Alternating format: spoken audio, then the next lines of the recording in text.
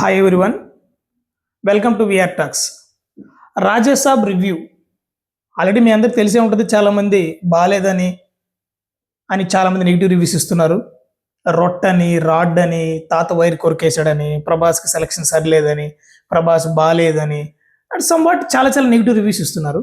నాకు తెలిసి చాలామంది రివ్యూస్ ఇచ్చేవాళ్ళు సినిమాకి వెళ్ళేది ఎంజాయ్ చేయడానికో, హ్యాపీగా రిసీవ్ చేసుకోవడానికో, ఆ ఎమోషన్ ఫీల్ అవ్వడానికో, లేదంటే ఎంటర్టైన్మెంట్ పర్పస్ పై పోవడంలా చాలామంది రివ్యూ ఇచ్చేవాళ్ళు ఓన్లీ సినిమాలో బొక్కలు ఎదగడానికే పోతున్నట్టున్నారు. మీకు అందరికి తెలిసిందే కదా, చాలామంది రివ్యూవర్స్ ఉన్నారు, పెద్ద పెద్ద రివ్యూస్ వాళ్ళు ఉన్నారు. కానీ వాళ్ళందరూ ప్రతి ఫిలింకి ఒకటికి ఈ మధ్య వచ్చిన నాకు తెలిసి ఒక 2-3 years చూస్తున్నాను, వచ్చిన ప్రతి ఫిలింకి వాళ్ళ దగ్గర నుంచి ఒక్క పాజిటివ్ రివ్యూ కూడా రాదు, everything negative.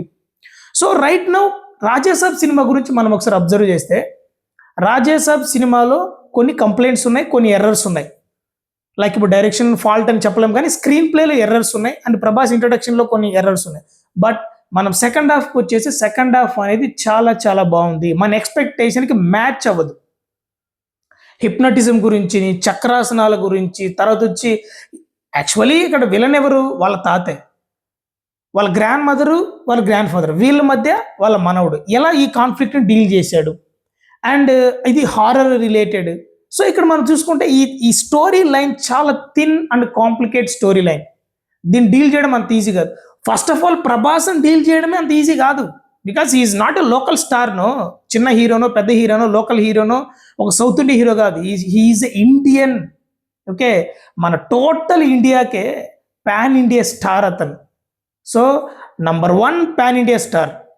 So as a Telugu పీపుల్గా, తెలుగు ఆడియన్స్గా, తెలుగు పర్సన్గా నేను చాలా చాలా గర్వపడుతున్నాను.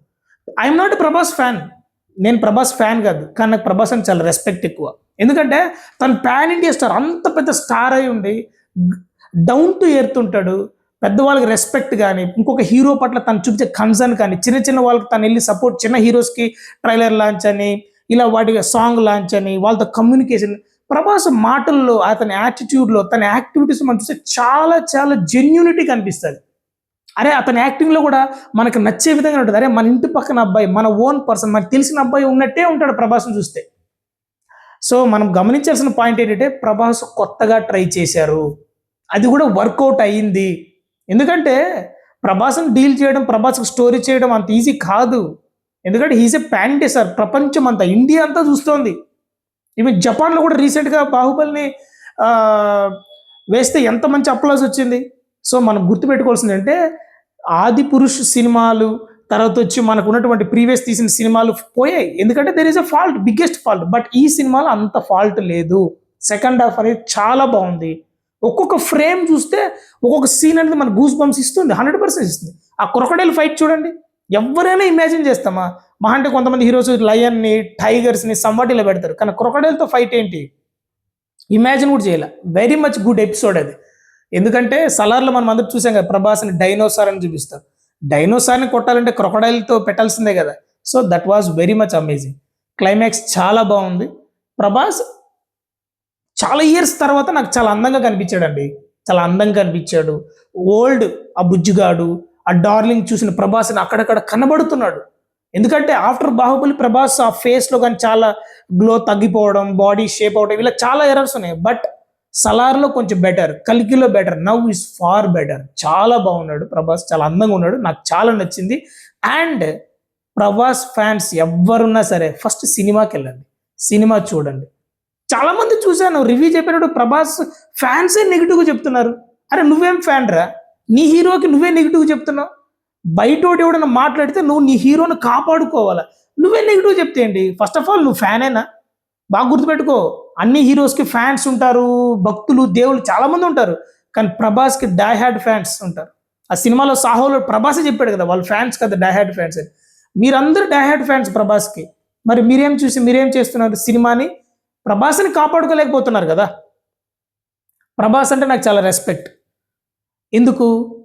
తన జెన్యూనిటీ అనమాట.